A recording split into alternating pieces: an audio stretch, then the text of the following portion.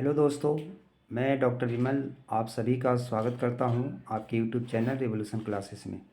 दोस्तों, आज मैं बीएससी के लिए बेसिक बॉटनी शुरू करने जा रहा हूं, जिसके अंतर्गत हम आपको पढ़ाएंगे इंट्रोडक्टरी पार्ट, क्लासिफिकेशन वाला पार्ट, बिल्कुल ही सिंपल वे में। तो दोस्तों, आज का वीडियो मोस्ट इम्पॉर्टेंट होने वाला है, क्योंकि बिल्कुल ही साधारण लैंग्वेज में आपको पढ़ाने वाले हैं। इस वीडियो को देखने के बाद आपको लगेगा कि हमें बॉटनी आती है।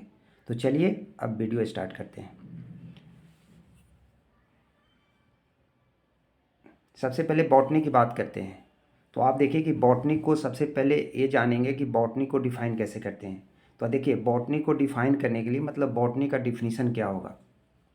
तो देखिए, इसमें ये लिखा हुआ है कि the study of plants, their structure, properties and biochemical process is called botany. अब देखिए, बॉटनी के अंतर्गत हम लोग क्या पढ़ते हैं।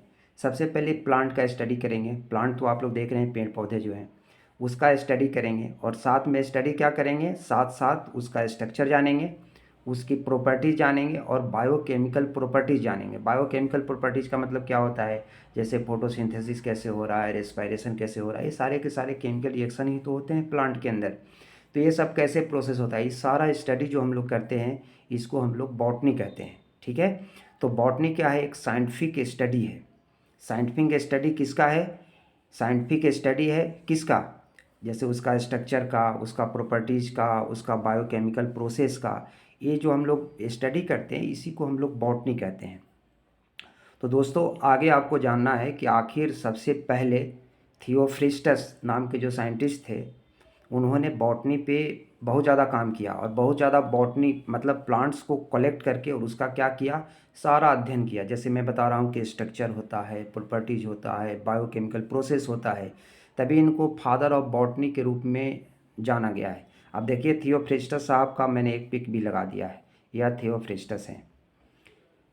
अब देखिए, सबसे पहले अब प्लांट के बारे में जान गए, तो प्लांट के बारे में जानने के बाद अब हमें ये जानना है इसका क्लासिफिकेशन, कि प्लांट को क्लासिफाई किया गया कैसे कैसे किया गया। तो देखिए, प्लांट को क्लासिफाई जो किया गया वो आइकलर नाम का एक साइंटिस्ट थे। तो आइकलर का क्लासिफिकेशन अलग है, टीपो का क्लासिफिकेशन अलग है, फिटिकर का अलग है, सिक्स किंगडम क्लासिफिकेशन अलग है, और three domain system of classification अलग है। तो मैं आपको बता दूं कि आप देखिए, यह जो आइकलर का क्लासिफिकेशन है, ये वाली क्लासिफिकेशन, इसमें हम लोग जनरली कहते हैं कि यह जो क्लासिफिकेशन था आखिर किस चीज़ पर बेस्ड था।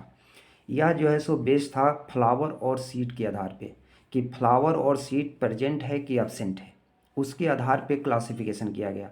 अब देखिए, ऐसे प्लांट का क्लासिफिकेशन हम अलग अलग तरीके से पढ़ेंगे, आगे पढ़ेंगे प्लांट का क्लासिफिकेशन। और वैसे मैं बताऊं, इस पे पूरे पे सेपरेट वीडियो आपको मैं बना के दूंगा ताकि आप बेटर अंडरस्टैंड करें। लेकिन इस वीडियो में मैं क्या बता रहा हूँ, इस वीडियो में मैं इतना बता रहा हूँ जिससे आपको लगेगा कि हमें बॉटनी आती है बस। मतलब सबका बेसिक कॉन्सेप्ट बिल्कुल क्लियर होगा। यह वीडियो आप अंत तक देखिए, अंत तक देखने के बाद आपको ऐसा लगेगा कि हमें क्या है, बॉटनी आती है। क्योंकि सबका बेसिक यदि आपको क्लियर होगा तो फिर उसी का तो एप्लीकेशन पढ़ना है, जो कि आप जो है सो फिर ब्रॉड लेवल पे पढ़ने चले जाते हैं। ठीक है। तो देखिए, क्लासिफिकेशन ऑफ प्लांट किंगडम में सबसे पहले जो है आइकलर का क्लासिफिकेशन जानेंगे। आइकलर का क्लासिफिकेशन में सबसे पहले ये जानना है कि यह जो है फ्लावर एंड सीड के बेस पर जो है सो इसका पूरा क्लासिफिकेशन है, कि फ्लावर होगा तभी तो सीड बनेगा। तो फ्लावर और सीड प्रेजेंट है या एब्सेंट है, यह दो बातों पे इसका क्लासिफिकेशन पूरी तरह से रहा। उसके बाद देखिए, दूसरा क्लासिफिकेशन जो है वो टीपो का क्लासिफिकेशन है। टीपो का क्लासिफिकेशन में यहाँ पर भी देखा गया कि भास्कुलर टिश्यू प्रेजेंट है या नहीं है, एम्ब्रियो प्रेजेंट है या नहीं है, इसके बेस पे टीपो का क्लासिफिकेशन था। अब देखिए, भास्कुलर टिश्यू का मतलब मैं बता दूं, भास्कुलर टिश्यू का मतलब यहाँ जाइलम और फ्लोएम से है। ठीक है। जाइलम क्या करता है, जाइलम पानी लेके जाने का काम करता है, कहाँ, पेड़ के अंदर। और फ्लोएम का काम क्या है, खाना का डिस्ट्रीब्यूट करना। तो यह दो चीज़ें, दो तरह के टिश्यू होते हैं जिसको भास्कुलर टिश्यू कहा जाता है। और यह भास्कुलर टिश्यू का दोनों का यूनिक अपना अलग अलग काम है। जैसे पहला काम यह है जाइलम का कि वह पानी लेके जाने का काम करेगा, और फ्लोएम का काम क्या है कि वो जो है सो जो खाना बनेगा फोटोसिंथेसिस के दौरान उसको डिफरेंट अलग अलग पार्ट्स में क्या करेगा, पहुंचाने का काम करेगा। उसके बाद जो तीसरा क्लासिफिकेशन की बात करते हैं, this is the Whittaker classification. यह व्हिटेकर क्लासिफिकेशन जो है यह किस चीज़ पे बेस है, यह कम्प्लेक्सिटी ऑफ बॉडी, बॉडी कितना कम्प्लेक्स है उसके बेस पर व्हिटेकर साहब ने इसको क्लासिफाइड किया प्लांट को। दूसरा, इन्होंने सेल का स्ट्रक्चर देखा कि सेल का स्ट्रक्चर कैसा है प्लांट्स के अंदर, तो उसके बेस पर जो है सो इसको क्लासिफाई किया गया। तीसरा जो इनका कंडीशन था, यह न्यूट्रिशन के बेस पे क्लासिफाई किए। और चौथा जो इनका बेस था वो लाइफ साइकिल। मतलब 4 कंडीशन को देखते हुए व्हिटेकर ने क्या किया, प्लांट को क्लासिफाई किया। उसके बाद देखिए 6 किंगडम क्लासिफिकेशन जो था, क्लासिफिकेशन तो मैं बता रहा हूँ ना कि आपको डिटेल से पढ़ाएंगे, लेकिन यहाँ पे मैं क्या कर रहा हूँ, बेसिक चीज़ें बता रहा हूँ। अब देखिए 6 किंगडम जो क्लासिफिकेशन है, 6 किंगडम क्लासिफिकेशन यह मॉडर्न जो बायोलॉजिस्ट थे उन लोगों ने दिया। और उसमें क्या किया कि मोनेरा को 2 भागों में डिवाइड किया, जैसे आर्ची और यूबैक्टीरिया वाले पोर्स, आर्ची और यूबैक्टीरिया। मोनेरा को मोनेरा नहीं रहने दिया, इसको भी क्या किया, इसको जो है सो डिवाइड कर दिया, आर्ची बैक्टीरिया और यूबैक्टीरिया। तो 6 किंगडम क्लासिफिकेशन में सिर्फ मोनेरा को डिवाइड किया गया, बाकी जो है वो सब सेम था। उसी प्रकार से 3 डोमेन सिस्टम ऑफ क्लासिफिकेशन जो है, यह जो पूरी तरह से जो बेस्ड है वो आर्किया पे बेस्ड है, बैक्टीरिया पर और यूकैरियोटा। ठीक है, तो यह आर्किया, बैक्टीरिया एंड यूकैरियोट, इस पे बेस्ड था 3 डोमेन ऑफ क्लासिफिकेशन। तो आप देखिए जब क्लासिफिकेशन ऑफ प्लांट किंगडम की बात करते हैं तो ये सारे क्लासिफिकेशन जो आप पढ़ेंगे ना, तो ये सारे क्लासिफिकेशन पढ़ने में आपको काफ़ी टाइम लगेगा।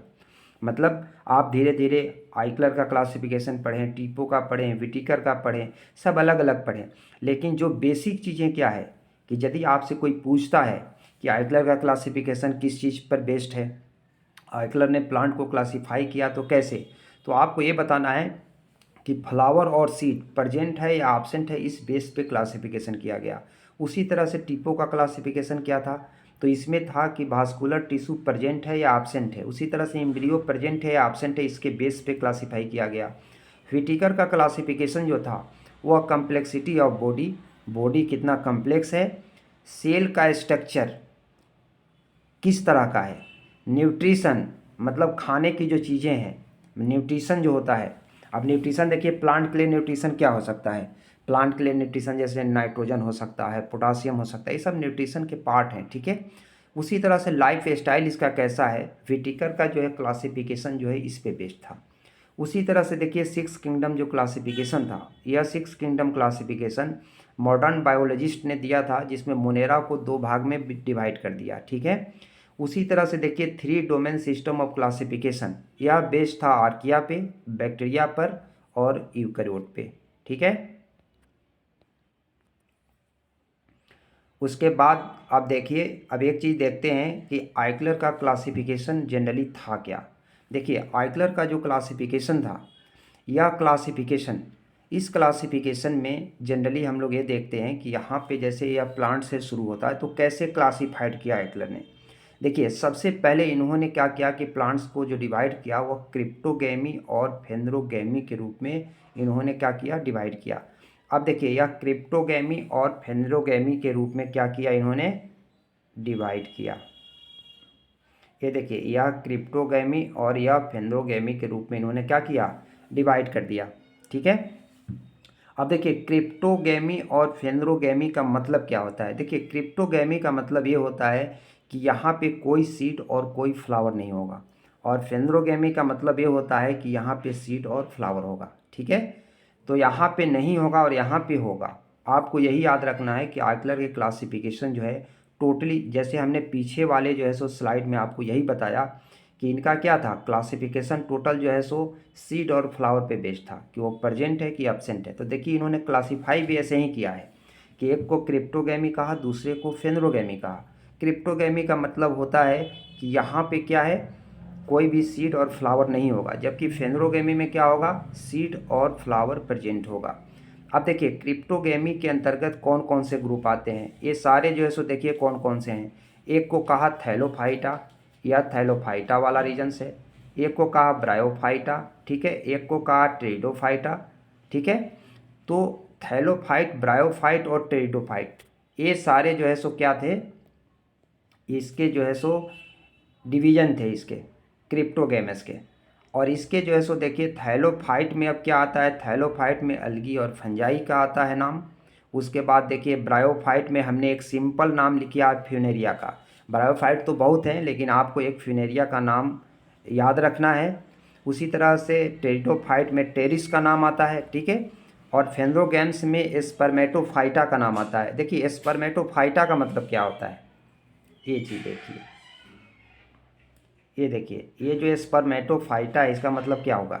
स्पर्मेटोफाइटा का मतलब होता है यहाँ पे, स्पर्मेटोफाइटा का मतलब है यहाँ पे सीड बियरिंग से, मतलब यह सीड देने वाला है। और जो सीड देने वाला होता है उसको क्या कहेंगे, स्पर्मेटोफाइटा के रूप में जानेंगे। अब देखिए जो सीड देने वाला है इसमें दो कैटेगरी है, जिम्नोस्पर्म और एंजियोस्पर्म। तो जिम्नोस्पर्म में देखिए एक एग्जांपल साइकस है, पाइनस भी होता है। और एंजियोस्पर्म में देखिए पी है, पैडी है, मटर हो गया। और इसमें जो है सो जितने जैसे धान यहाँ पे लिखा हुआ है, पैडी का मतलब वही होता है, ठीक है।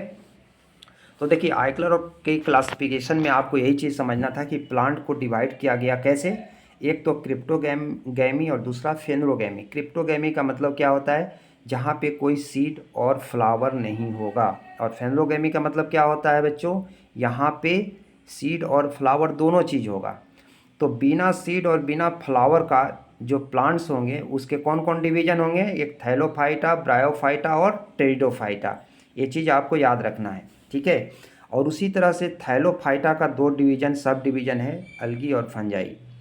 तो जो सीड और फ्लावर देने वाला है उसको हम लोग क्या कहते हैं, स्पर्मेटोफाइटा कहेंगे, क्योंकि वो सीड देने वाला है। और स्पर्मेटोफाइटा को फिर जब डिवाइड करेंगे तो जिम्नोस्पर्म और एंजियोस्पर्म होगा। ये पूरे प्लांट का क्लासिफिकेशन है, ठीक है। इतना ही आपको समझना है। तो आइचर का क्लासिफिकेशन क्या था, आइक्लर का क्लासिफिकेशन टोटली बेस्ड था किस पे, यह बेस्ड था कि उसमें सीड और फ्लावर होगा या नहीं होगा। यदि नहीं होगा तो यह पहला वाला क्लासिफिकेशन ए वाला होगा, और यदि होगा, यदि नहीं होगा तो ए वाला होगा, ठीक है। और यदि होता है सीड और फ्लावर तो ये वाला होगा। बस ये दोनों को अपने दिमाग में आपको रखना है बस, ठीक है। अब चलिए आगे देखते हैं।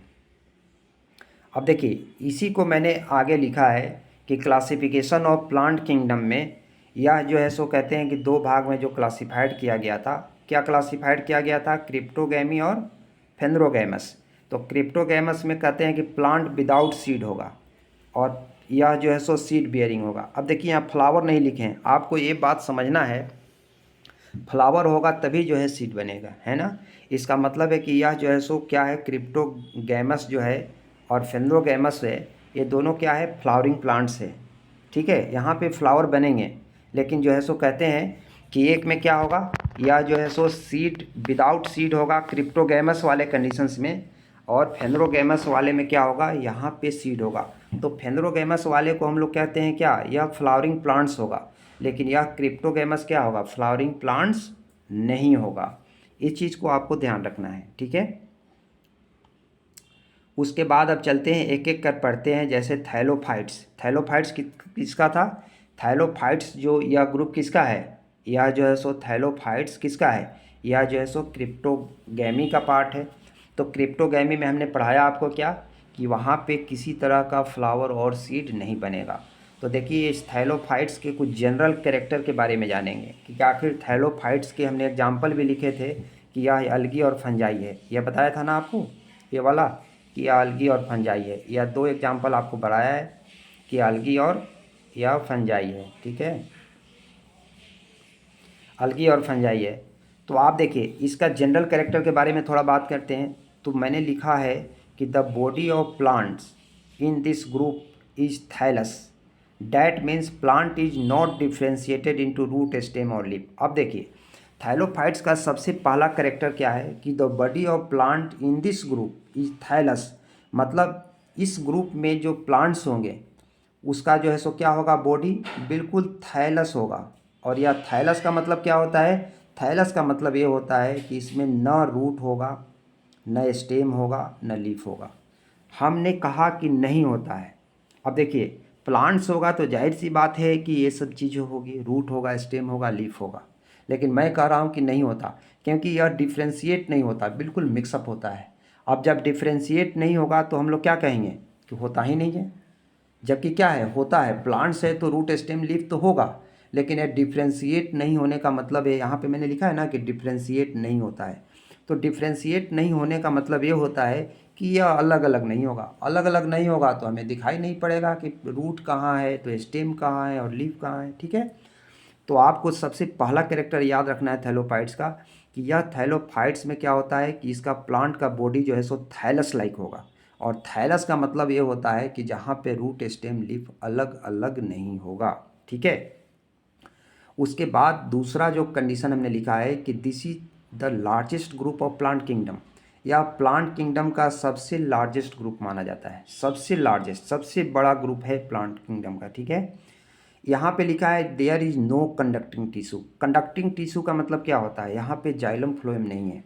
देखिए आपको एक बात समझना है कि जाइलम और फ्लोएम नहीं है, ठीक है। दिस इज द जाइलम और फ्लोएम।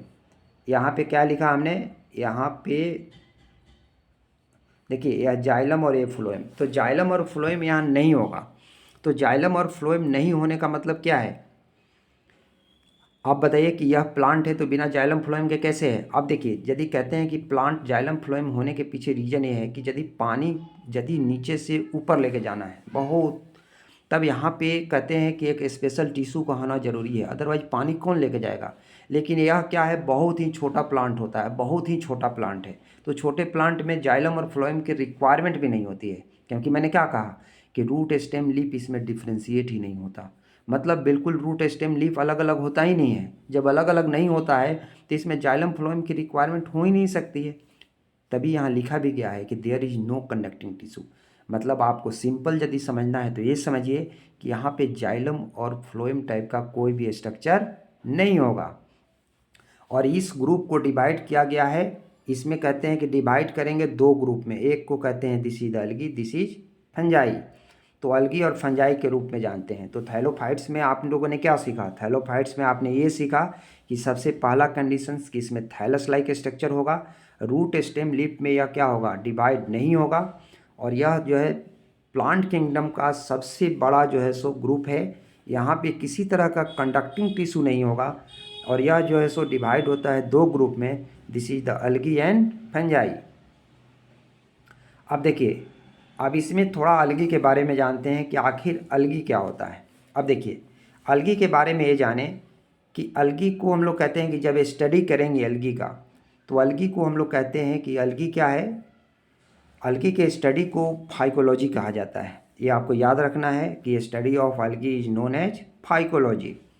उसके बाद हमने लिखा है कि the algae have chlorophyll and autotrophic mode of nutrition. देखिए अब यह तो हमने बताया कि रूट स्टेम लीफ नहीं होता है। जब आप आगे पढ़ेंगे तो बच्चों आपको ऐसा लगेगा कि लीफ पे क्या होता है, क्लोरोप्लास्ट क्लोरोफिल सब प्रेजेंट होता है लीफ पर, और यहाँ तो डिफ्रेंशिएट भी नहीं है, नहीं ना डिफ्रेंशिएट है। तो डिफ्रेंशिएट नहीं होने के बावजूद भी यहाँ क्लोरोफिल प्रेजेंट होता है, और कहते हैं कि ऑटोट्रॉपिक मोड ऑफ न्यूट्रिशन है, मतलब अपना खाना स्वयं बनाता है यह। तो कहते हैं कि अलगी के बारे में ये भी जानना है। देखिए डिफ्रेंशिएट नहीं होना कोई बहुत बड़ी बात नहीं है। क्यों, डिफ्रेंशिएट होने का मतलब होता है अलग अलग दिखेगा, रूट अलग दिखेगा, लीफ अलग दिखेगा, स्टेम अलग दिखेगा, अलग अलग नहीं है लेकिन प्रेजेंट तो है ना, उसमें प्रेजेंट है। तो देखिए यहाँ हमने लिखा है कि the algae have chlorophyll and autotrophic mode of nutrition.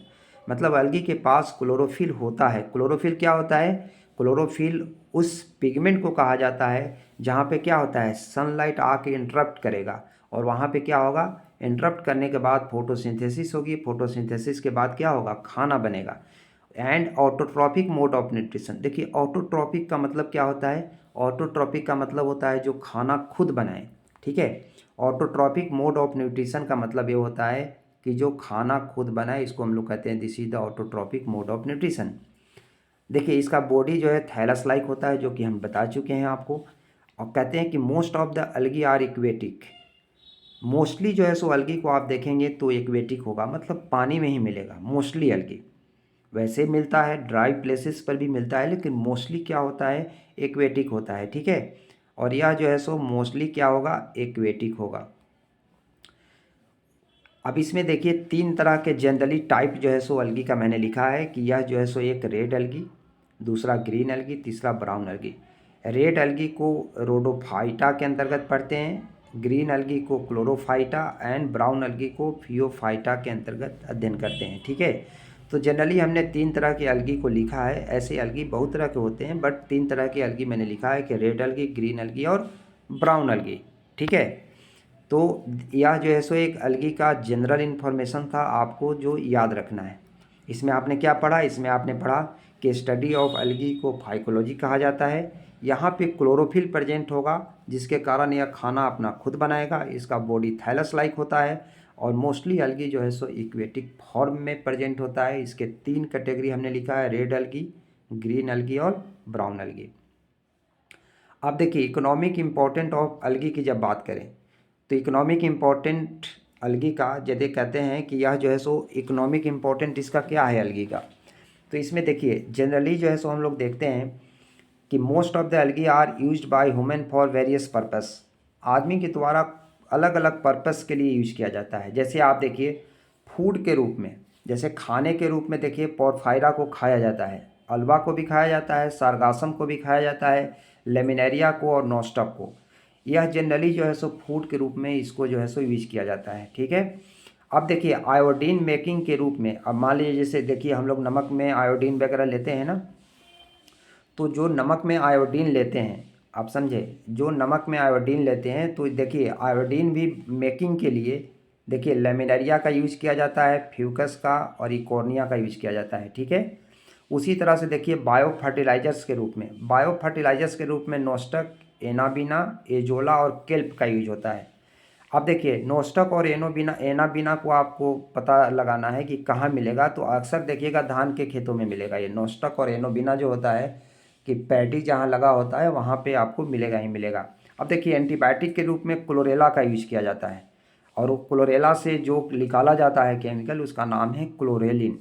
अब देखिए उसके बाद इसका अगला जो इम्पोर्टेंस है स्पेस में, यदि मान लीजिए कोई एस्ट्रोनॉट से स्पेस में जाता है तो वहाँ ऑक्सीजन चाहिए उसको, तो ऑक्सीजन कैसे मिलेगा? तो देखिए क्लोरेला जो है सो क्या किया जाता है, साथ में लेकर जाते हैं, और क्लोरेला और साइकोकस are use for production of oxygen food for astronauts. तो कहते हैं कि एस्ट्रोनॉट्स का एज मतलब कहते हैं अंतरिक्ष यात्री एस्ट्रोनॉट्स को कहा जाता है। मतलब उसके उसके लिए जस्ट जो है सो क्या है, मतलब खाने का काम करता है वो।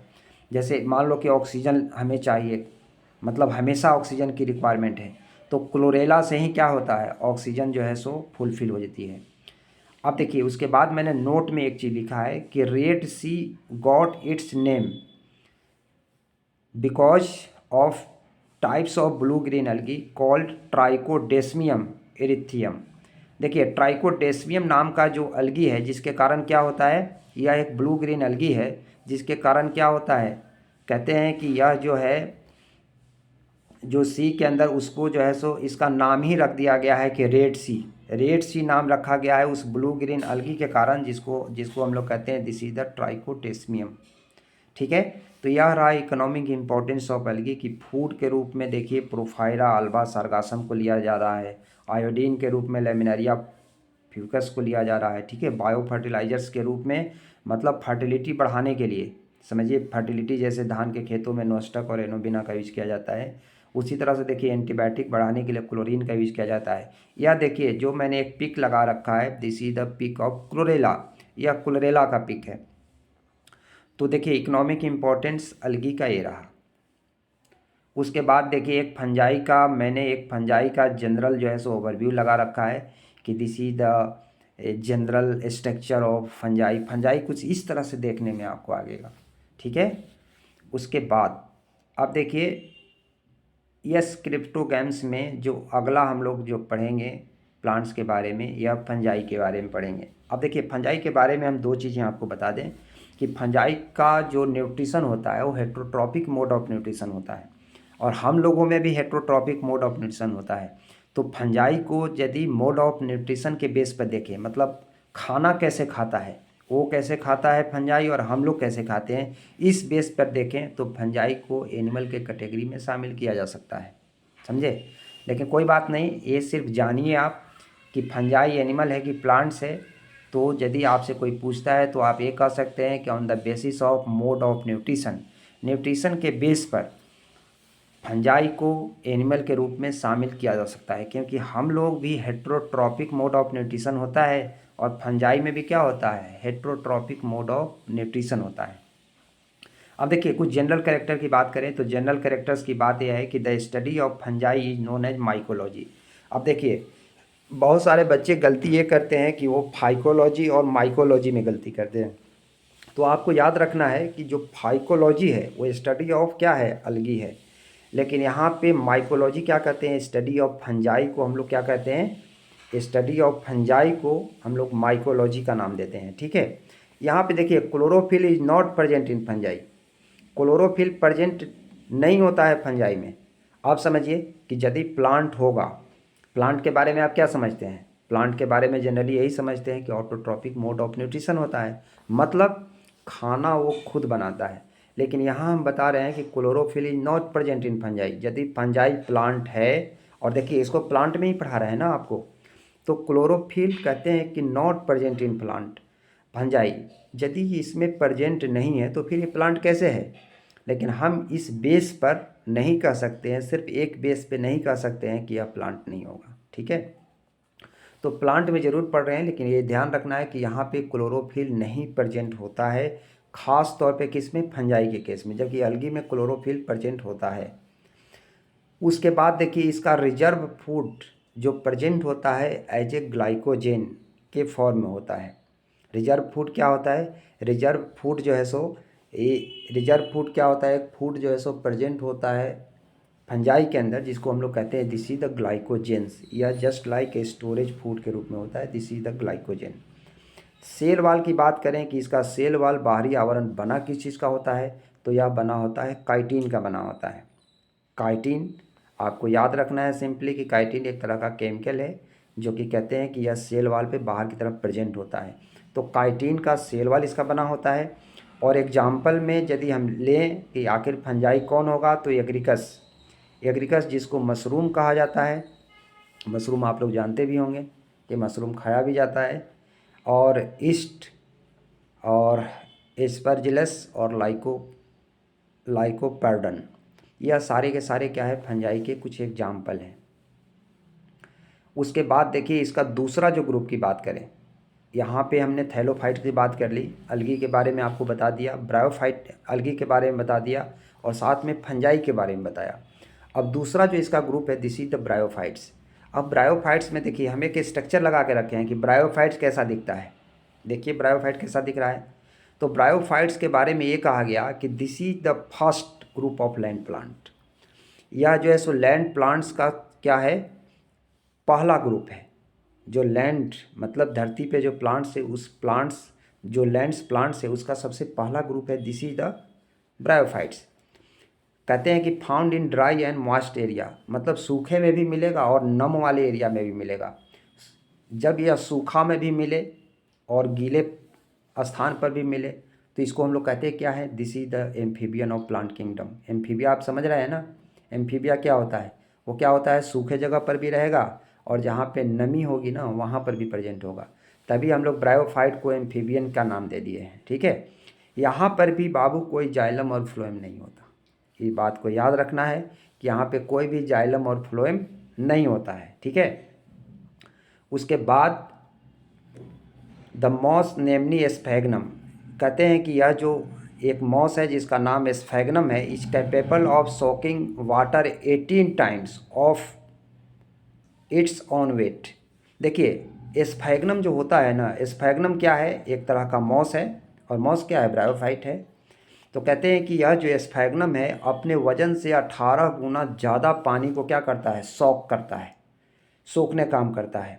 यही कारण है कि therefore gardeners use it to protect, जो माली होता है इसको प्रोटेक्ट करने के लिए क्या करता है, फ्रॉम ड्राइंग, कि कहीं ये सूखा ना हो जाए, while taking the plants from one place to other, एक जगह से दूसरे जगह जब ट्रांसफ़र करता है तो इसका बहुत ज़्यादा ध्यान रखा जाता है, क्योंकि यह क्या करता है, 18 टाइम्स अपने वजन से ज़्यादा पानी सोखने का काम करता है। ठीक है, तो यह कहीं ड्राई ना हो जाए, तो इसके लिए माली जब एक जगह से दूसरे जगह ले जाता है प्लांट्स को, तो काफ़ी इसको क्या करता है, प्रोटेक्ट करने का काम करता है।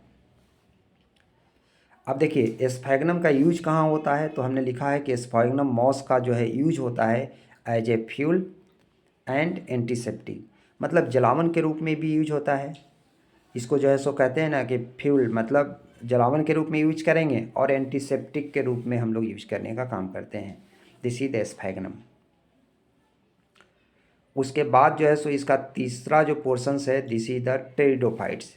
अब देखिए टेरिडोफाइट का एक जनरल हमने एक पिक लगा रखा है, आप देख के समझ सकते हैं कि ये टेरिडोफाइट कैसा है।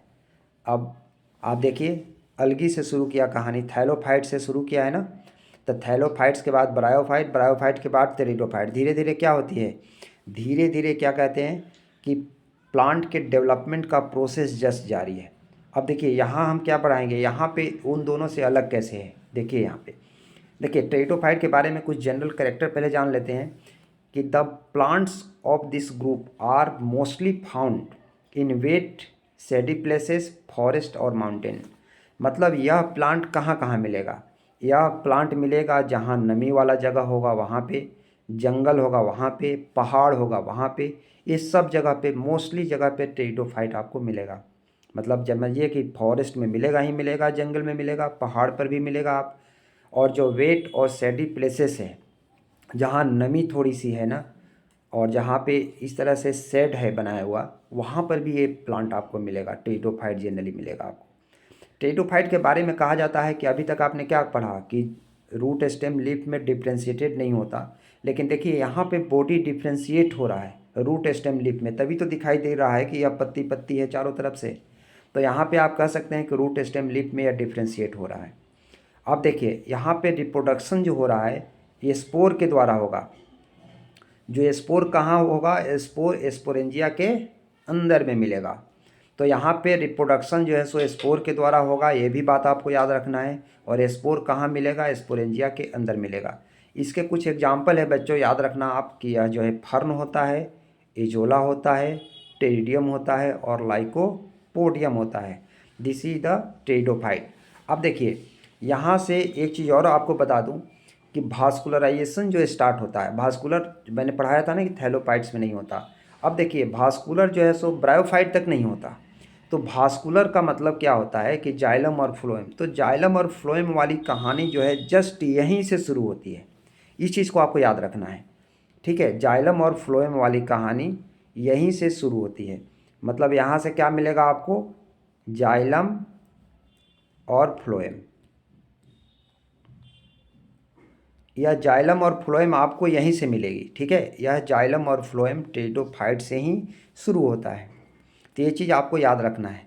यह कहाँ तक नहीं मिलता है, ब्रायोफाइट तक नहीं मिलता है, ठीक है। और ब्रायोफाइट के जस्ट ऊपर बढ़ते हैं टेरिडोफाइट वाले ग्रुप में, तो जाइलम फ्लोएम यहाँ से शुरू होता है। मतलब पानी ले जाने का काम जाइलम, और फ्लोएम जो है खाना जो है सो डिस्ट्रीब्यूट करने का काम। तो कहने का मतलब कि ये दोनों टिश्यू कहाँ मिलेंगे, टेरिडोफाइट से मिलने शुरू होंगे। मतलब अब जब ऊपर की तरफ हम बढ़ेंगे, अभी आगे पढ़ेंगे, तो समझिए सब जगह जाइलम फ्लोएम मिलेगा। लेकिन प्लांट किंगडम में यह मिलना कहाँ से शुरू होता है, this is the most important. तो यह इंपॉर्टेंट ये है कि टेरिडोफाइट से यह मिलना शुरू होता है। तो आपको ये बातें याद रखनी है कि जाइलम और फ्लोएम जो है वो टेरिडोफाइट से मिलने शुरू होते हैं, ठीक है। उसके बाद एक बार थोड़ी क्लासिफिकेशन देख ले बच्चों। यह क्लासिफिकेशन में हमने यही बताया था ना कि क्रिप्टोगैम्स जहाँ पे कोई सीड नहीं होगा, फेनरोगैम्स में हमने कहा था कि यहाँ पे सीड प्रेजेंट होगा। तो आप देखिए हमने क्या पढ़ा, थैलोफाइट्स में अलगी और फंजाई के बारे में पढ़ लिया, ब्रायोफाइट्स के बारे में पढ़ लिया और टेरिडोफाइट्स के बारे में पढ़ लिया। यदि आपसे बहुत पूछा जाए कि एक लाइन में बताइए आप टेरिडोफाइट्स, थैलोफाइट्स, ब्रायोफाइट और टेरिडोफाइट्स में एक मेजर डिफरेंस बताएं, तो आपको यही बताया है, आपको ये बताना है कि यह जो टेरिडोफाइट्स है, इस टेरिडोफाइट्स से भास्कुलराइजेशन स्टार्ट होगा। मतलब भास्कुलर टिश्यू यहाँ से बनने शुरू होंगे, दिस इज द टेरिडोफाइट्स। मतलब यह थाइलोफाइट्स और ब्रायोफाइट तक कोई भी भास्कुलर टिश्यू प्रेजेंट नहीं होगा। मतलब अलगी में, फंजाई में, ब्रायोफाइट्स में कोई भी भास्कुलर टिश्यू मतलब जाइलम और फ्लोएम प्रेजेंट नहीं होगा। जबकि टेरिडोफाइट में क्या होगा, जाइलम और फ्लोएम प्रेजेंट होगा। और यहाँ से जब आगे ग्रुप की तरफ बढ़ेंगे तो सब जगह जाइलम फ्लोएम प्रेजेंट होगा, ठीक है। तो ये आपको याद रखना है। अब देखिए उसके बाद जो है फेनोरोगैम्स में हम लोग सीड वाला जो स्ट्रक्चर पढ़ेंगे, उसमें पढ़ेंगे कि जिम्नोस्पर्म और एंजियोस्पर्म में क्या होगा, सीड प्रेजेंट होगा। और एंजियोस्पर्म में पढ़ेंगे कि मोनोकोट और डाइकोट वाला कंडीशन क्या होता है।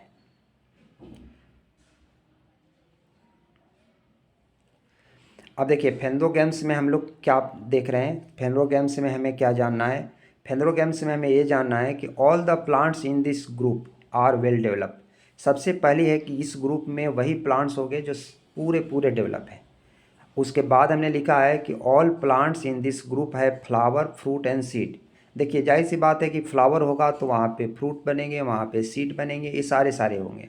मतलब फेनोरोगैम्स का मतलब ये समझिए आप कि इस फेनोरोगैम्स में क्या होगा कि प्लांट्स सारे जो है सो वेल डेवलप होंगे, जहाँ पे फ्लावर भी मिलेगा, ठीक है, जहाँ पे फ्लावर भी मिलेगा और फ्रूट भी मिलेगा और सीड भी मिलेगा। उसी तरह से हमने यहाँ पे क्या बनाया है, हमने यहाँ पे बनाया है कि दिस इज द जिम्नोस्पर्म और एंजियोस्पर्म। अब देखिए एक चीज़ आपको जानना है कि यह जिम्नोस्पर्म और एंजियोस्पर्म में, कि यह जिम्नोस्पर्म में क्या होता है कि जिम्नोस्पर्म का एग्जाम्पल है साइकस, दूसरा एग्जाम्पल चाहे तो आप लिख लीजिए पाइनस।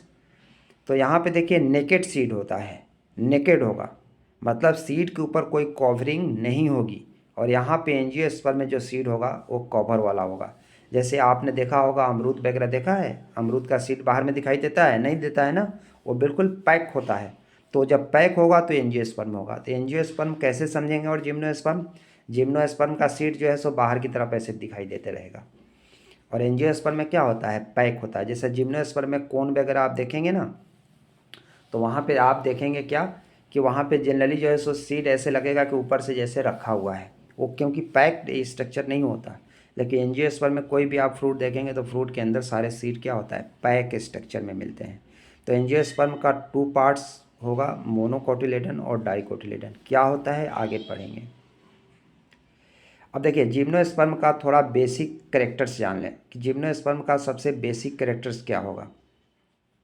देखिए जिम्नोस्पर्म का बेसिक कैरेक्टर्स ये होगा कि सबसे पहले कहते हैं कि यहाँ presence of naked ovule. Ovule क्या होगा, यहाँ बिल्कुल नेकेड होगा। Plants in the form of tree and buses. कहते हैं कि प्लांट्स जो होता है किस फॉर्म में होगा, ट्री के फॉर्म में होगा।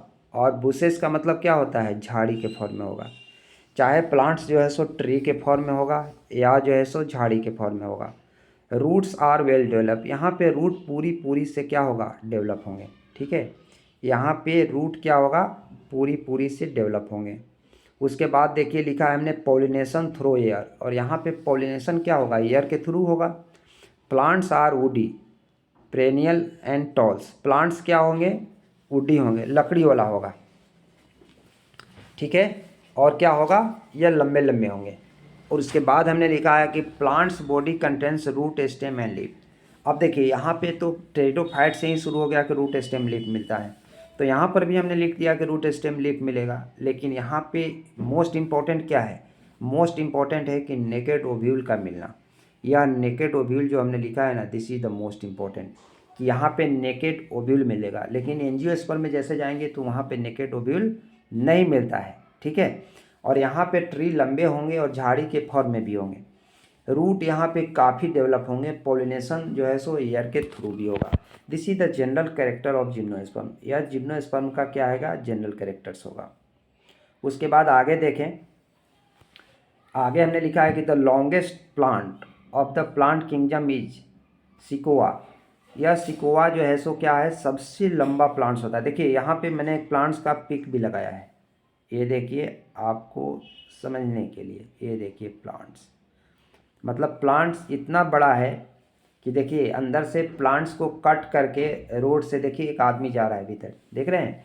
तो यहाँ से क्या है, प्लांट्स काफ़ी लंबे, लॉन्गेस्ट प्लांट। और सबसे लॉन्गेस्ट प्लांट जो होता है जिसका नाम है सिक्वा, ये आपको जानना है कि सबसे लॉन्गेस्ट प्लांट एक्चुअली पूछा जाता है कभी कभी जो है सो जनरल कंपटीशन में ही पूछा जाता है कि सबसे लंबा जो है so plants, longest plant plant kingdom का कौन सा है, तो जिम्नोस्पर्म का ये प्लांट है, दिस इज द सिक्वा। और सबसे छोटा जो है सो कौन सा प्लांट्स है, तो इसको हम लोग कहते हैं zamia pygmaea. Zamia pygmaea, this is the smallest plant और स्मॉलेस्ट प्लांट, मतलब सबसे छोटा जो है सो कहते हैं स्मॉलेस्ट जिम्नोस्पर्म है। This is the zamia pygmaea. आप देख रहे हैं कितना छोटा प्लांट है। इसमें लग रहा है कि स्टेम भी दिखाई नहीं दे रहा है। दूसरे में देखिए स्टेम को कट करके मतलब रोड जो है उसको क्लियर किया गया है। अब देखिए which is gymnosperm and height approx 120 metre, जो कि सिक्वा का 120 मीटर तक हाइट होता है। This is also known as redwood of California. इसको देखिए, इसको जाना जाता है रेड वुड ऑफ कैलिफोर्निया के रूप में जाना जाता है, या जो है सो लाल लकड़ी कैलिफोर्निया के रूप में जाना जाता है। इसका जो है सो ये कंडीशंस हैं। तो आपने जनरल कैरेक्टर्स में क्या पढ़ा? जनरल कैरेक्टर्स में जनरली ये पढ़ा कि ये जो जिम्नोस्पर्म है, या जिम्नोस्पर्म में क्या होगा? वेल डेवलप रूट होगा, जो हमने पढ़ाया पिछले स्लाइड में कि वेल डेवलप रूट होगा, रूट स्टेम लीफ तो मिलेंगे ही मिलेंगे। उसके बाद आपने पढ़ा कि सबसे जो लंबा पेड़ होता है लार्जेस्ट प्लांट किंगडम का, वो एक जिम्नोस्पर्म होता है जिसका नाम है सिक्वा, और सबसे जो छोटा होता है जैमा पिग्मिया होता है नाम। उसके बाद ये पढ़ा कि सिक्वा की हाइट कितनी होती है, तो 120 मीटर होती है, और इसको कैलिफोर्निया को रेड वुड ऑफ कैलिफोर्निया के नाम से जाना जाता है। ठीक है। अब यदि इकोनॉमिक इम्पोर्टेंट की बात करें कि इकोनॉमिक इम्पोर्टेंट्स यदि जिम्नोस्पर्म की बात करें तो देखिए फूड के रूप में भी इसका यूज किया जाता है। जैसे लिखा हुआ है sago is made by extracting the juice from the stem of cycas, therefore cycas is called sago palm. Sago palm के रूप में क्यों जाना जाता है? देखिए सागो पाम के रूप में आपने साबूदाना का नाम सुना होगा, तो यह साबूदाना जनरली क्या होता है, यह सागो इज वही होता है extracted by the juice from the stem of cycas. Cycas के स्टेम से जूस निकाल करके वो साबूदाना को बनाया जाता है। ठीक है। सो उसी तरह से साइकस को हम लोग सागो पाम के रूप में जानते हैं। सागो पाम क्यों कहते हैं? क्योंकि इसे साबूदाना निकाला जाता है इसके स्टेम का जूस से। ठीक है। तो कहते हैं कि इसको फूड के रूप में यूज किया जाता है। जाहिर सी बात है फूड के रूप में सब लोग खाते हैं इसे। कहता है कि वुड के रूप में आप देखिए सिकोवा, देवदार, pine, Spurs is use for making furniture बनाने के रूप में इस सारे लकड़ी का यूज किया जाता है। ठीक है। देखिए रेजिन के रूप में जो है सो यूज किया जाता है जिम्नोस्पर्म का, और यह जो है सो रेजिन जो है कहता है कि एक्सट्रैक्टेड फ्रॉम सम कोनिकल, जितना भी कोनिकल प्लांट्स है उससे रेजिन जो है सो एक्सट्रैक्ट किया जाता है, जिस पे जो है सो वार्निश बनाया जाता है, पॉलिश बनाया जाता है और पेंट भी बनाया जाता है। This is the economic important of gymnosperm. उसके बाद देखिए एक वेपर ऑयल बनाया जाता है, जैसे टर्पिन ऑयल जो होता है वो जो है सो कहते हैं कि ऑब्टेन किया जाता है, जो पाइन के ट्री होता है ना उससे टर्पिन ऑयल जो है सो क्या किया जाता है, एक्सट्रैक्ट किया जाता है, जिसको वेपर ऑयल भी कहते हैं। और यह टेनिन जो होता है, टेनिन का जो है सो कहते हैं, टेनिन का जनरली जो है सो यूज जो होता है, it is useful for tanning and making ink वगैरह जो बनाया जाता है, जो स्याही वगैरह बनाया जाता है उसमें भी इसका यूज किया जाता है। ठीक है। अब देखिए उसके बाद जो सेकेंड जो है इसका फ्लोरिंग प्लांट का सेकेंड जो पार्ट है, this is the angiosperm. Angiosperm में क्या कहे हमने, जिम्नोस्पर्म में हमने ये बताया था कि वहाँ पे नेकेड सीड मिलता है, लेकिन यहाँ पे क्या है, कवर सीड मिलेगा। कवर सीड का मतलब होता है कि आप जब देखेंगे तो वहाँ पे क्या होगा, सीड अंदर में पैक होगा, बाहर में नहीं होगा। ठीक है। इसका जनरल कैरेक्टर की बात करते हैं तो जनरल कैरेक्टर में देखते हैं कि in angiosperm plants root leaf seed flower and fruits are fully develop. इसमें फुली डेवलप होता है, रूट्स भी फुली डेवलप होगा, लीव्स भी फुली डेवलप होगा, सीड भी फुली डेवलप होगा, फ्लावर्स भी फुली डेवलप होगा एंड फ्रूट्स भी फुली डेवलप होगा। उसके बाद आगे देखें कि seed are found inside fruit, मतलब सीड कहाँ मिलेगा, फ्रूट के अंदर मिलेगा, जो मैंने पहले भी बताया आपको। On the basis of number of cotyledons plant are divided into 2 cotyledons. अब इसमें देखिए एंजियोस्पर्म में क्या होता है कि कोटिलेडन के बेस पर इसको क्या करते हैं, नंबर ऑफ कोटिलेडन के बेस पर इसको डिवाइड कर देते हैं 2 पार्ट्स में। कौन कौन होगा, मोनोकोटिलेडन और डाइकोटिलेडन। देखिए मोनोकोटिलेडन डाइकोटिलेडन को यदि आप विजुअली देख के पहचानना चाहते हैं तो आप देखिए इसके लिए मैंने एक पिक लगा रखा है कि मोनोकोट में क्या होगा, देख रहे हैं एक तरह का पत्ती मतलब सिंगल निकलेगा, और जब डाइकोट होगा तो उसमें क्या होगा, ये देख रहे हैं डबल डबल निकला हुआ है। तो इस तरह से आप पहचान सकते हैं कि यह मोनोकोट होगा कि डाइकोट होगा। ठीक है। अब मोनोकोट डाइकोट को थोड़ा सा डिस्क्राइब करते हैं। देखिए मोनोकोटिलेडन का मतलब होता है कि वन कोटिलेडन यदि सीड में मिले तो, और डाइकोटिलेडन का मतलब होता है कि यदि दो कोटिलेडन सीड में मिले तो। ठीक है, तो देखिए यह जो है सो यदि इसका एग्जाम्पल देखें तो राइस में मोनोकोटिलेडन मिलेगा, मेज में, व्हीट में, शुगर केन में, बाजरा में, ओट में और बैम्बो में। ठीक है, तो अब देखिए यह जो है सो बैम्बो में भी क्या मिलेगा, बैम्बो में भी मोनोकोट मिलेगा, राइस में भी मिलेगा, मेज में मिलेगा, व्हीट में मिलेगा। अब देखिए बैम्बो को हम लोग कहते हैं ग्रास फैमिली के रूप में जानते हैं। अब देखिए तो यहाँ पे देखिए राइस, मेज, व्हीट मतलब राइस मतलब यह जो है सो चावल वाला जो कंडीशन राइस को लिखा है सो, मेज का मतलब मक्का, व्हीट का मतलब गेहूँ, शुगर केन, बाजरा, ओट और बैम्बो, ये सब में क्या होगा, जनरली मोनोकोटिलेडन ही मिलेगा।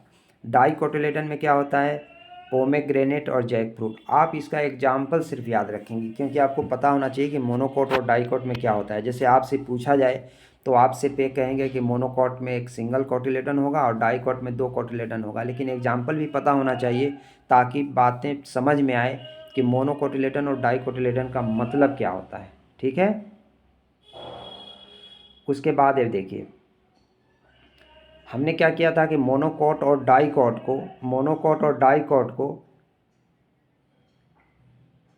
डाइकोट को समझने के लिए एक डेटा यहाँ पे बना दिया है। आप देखिए इस डेटा को ध्यान से देखिए। सबसे पहले सीड देखें तो देखिए दो तरह का सीड हमने बनाया है यहाँ पे। ये देखिए एक सीड में बनाया है, मैंने लिखा है वन कोटिलेडन होगा और डाइकोट वाले में लिखा है दो कोटिलेडन होगा। रूट में देखिए, रूट का मतलब यहाँ पे देखिए आप देख के समझ सकते हैं, this is the fibrous root, fibrous है। और यह this is the tap root, इसको हम लोग कहते हैं this is the tap root. Fibrous root, tap root क्या होता है इसका डिस्क्रिप्शन मैं अगले वीडियो में बताऊंगा अच्छे से। आप सिर्फ देख के समझ सकते हैं कि this is the fibrous, this is the tap. या मोनोकोट में क्या होता है, रूट जो है फाइब्रस रूट होता है, या डाइकोट में क्या होगा, टैप रूट होगा। फ्लावर का कंडीशन यदि देखें तो फ्लावर का कंडीशंस में यहाँ पे देखें कि इसका जो पेटल होता है वो मल्टीपल ऑफ 3 होगा।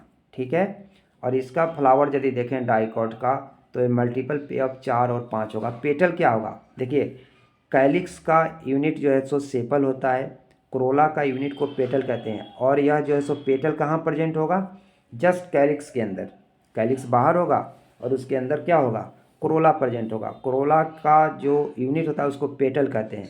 तो इसका पेटल जो है सो 3 के मल्टीपल पे होगा, जहाँ भी होगा 3 3 3 3 होगा। यह जो है सो क्या होगा, 4 के मल्टीपल पे होगा या 5 होगा। ये चीज़ आपको याद रखना है कि दोनों के फ्लावर में क्या डिफरेंस है। तो फ्लावर मोनोकोट में क्या होगा कि इसका पेटल जो है मल्टीपल ऑफ 3 होगा और इसका जो है सो पेटल क्या होगा, इसका जो है सो मल्टीपल ऑफ 4 या 5 होगा। ठीक है, उसी तरह से लीफ यदि देखें तो लीफ में पैरेलल वेनेशन होगा। आप देखिए धान में आपने देखा है एकदम लंबी लंबी सी, ऐसे आप यदि लीफ को देखेंगे तो पतली पतली सी ऐसे रेसे होंगी बिल्कुल लंबे लंबे से। ठीक है, उसी तरह से आप यदि देखिए यहाँ पे दूसरा मैंने लिखा है कि डाइकोट में क्या होता है कि डाइकोट में नेट लाइक हो जाता है।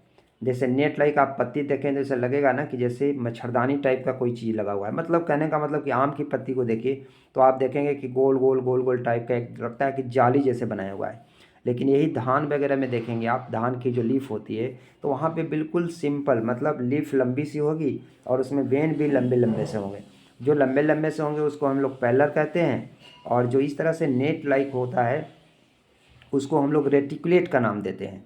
यहाँ पे लिखा हुआ है नेट लाइक वेन, जिसको रेटिकुलेट वेनेशन कहा जाता है। ठीक है, उसके बाद देखिए भास्कुलर बंडल की बात कहें तो भास्कुलर बंडल देखिए, भास्कुलर बंडल यहाँ पे मैंने लिखा है कि स्कैटर्ड होगा मोनोकोट में, जबकि डाइकोट में क्या होगा, रिंग्ड होगा, रिंग टाइप का बना होगा। लेकिन इसमें क्या होगा, मोनोकोट में भास्कुलर बंडल स्कैटर्ड होगा, बिखरा हुआ होगा।